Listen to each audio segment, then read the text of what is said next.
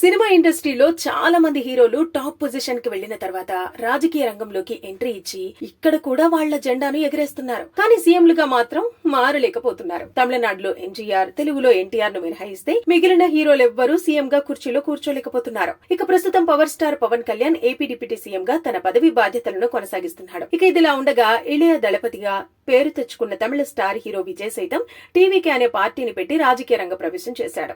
ఇక ప్రస్తుతం తను ఎన్డీఏ కూటమితో పొత్తు పెట్టుకోబోతున్నట్టుగా వార్తలైతే వస్తున్నాయి.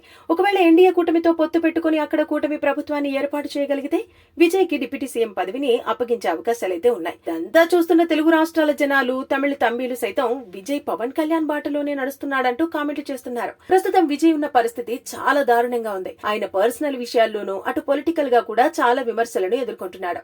ఇక ఇలాంటి క్రమంలో అతను ఎన్డీఏతో పొత్తు పెట్టుకోవటం ఒకటే మార్గం. లేకపోతే అక్కడ అధికార పార్టీ అతన్ని చాలా రకాలుగా ఇబ్బందులు పెట్టే అవకాశాలైతే ఉన్నాయంటూ తమిళ మీడియా సైతం కొన్ని కథనాలను వెలువరిస్తోంది.